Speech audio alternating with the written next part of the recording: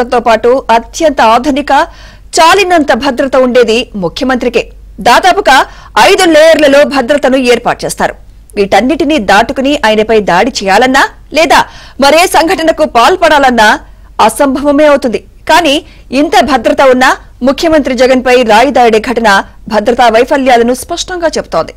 రాయి దాడి ఘటనపై బాధ్యులపై చర్యలు తీసుకోవాలని పలువురు నేతలు డిమాండ్ చేస్తున్నారు.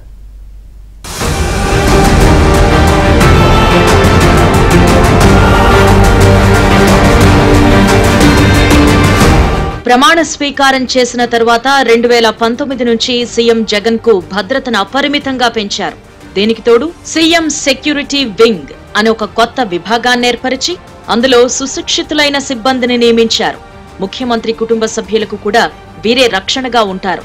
ముఖ్యమంత్రిని అత్యంత సమీపం నుంచి రక్షించే బాధ్యత ఈ సెక్యూరిటీ వింగ్ కు ఉంటుంది. అయితే ఇది కాకుండా మరికొన్ని విభాగాలకు చెందిన పోలీసులు కూడా ముఖ్యమంత్రి భద్రతలో ఉంటారు. Intelligence security wing, close proximity group, escort, inner cordon, outer cordon, పెరిఫరీతో పాటు సీఎం సెక్యూరిటీ గ్రూప్ కూడా సీఎం కు రక్షణగా ఉంటారు. దీంతో పాటు ముఖ్యమంత్రి ఎక్కడికైనా వెళుతున్నారు అంటే రోడ్ ఓపెనింగ్ పార్టీలుంటాయి. అంటే ట్రాఫిక్ ఇబ్బందులు లేకుండా చూడడం, అవాంతరాలేమైనా ఉంటే తొలగించడం, ఇబ్బందులు ఏర్పడతాయనుకున్న ప్రాంతాల్లో అదనపు బందోబస్తు నియమిస్తారు.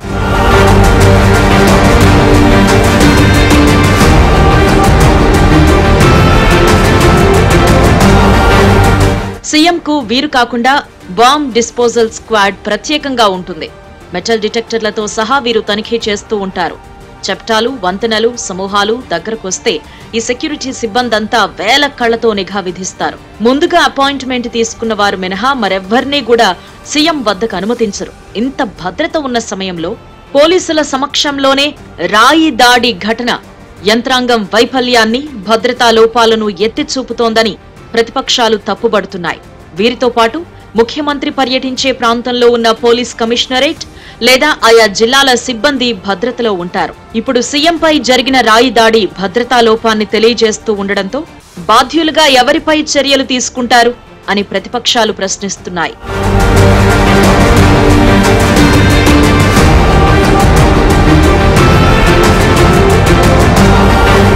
ఇక ముఖ్యమంత్రి పర్యటించే ప్రాంతంలో సర్వసాధారణంగా విద్యుత్ సరఫరాలో లోపం ఎట్టి పరిస్థితుల్లో ఉండదు. కానీ సింగనగర్ ప్రాంతంలో ముఖ్యమంత్రి పర్యటిస్తున్న సమయంలో 4 నుంచి 5 సార్లు విద్యుత్ సరఫరా అవాంతరాలు ఏర్పడ్డాయని స్థానికులు చెబుతున్నారు.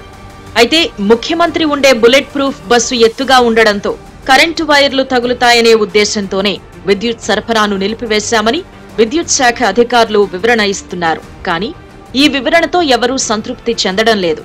ఒకవేళ సీఎం ప్రయాణించే బుల్లెట్ ప్రూఫ్ ఆర్టీసీ బస్సుకేమైనా సీసీటీవీ కెమెరాలు అమర్చితే వాటిలో రికార్డ్ అయి ఉంటాయని అధికారులు భావిస్తున్నారు.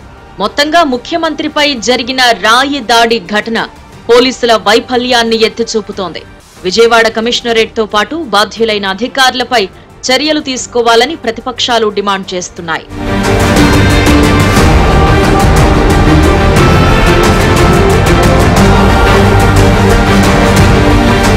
ఇటీవల చిలకలూరిపేటలో జరిగిన ప్రధానమంత్రి సభలో భద్రతా లోపాలు తలెత్తడంతో నేతల ఫిర్యాదు మేరకు గుంటూరు రేంజ్ ఐజీతో పాటు ప్రకాశం, పల్నాడు, నెల్లూరు ఎస్పీలను బదిలీ చేశారు.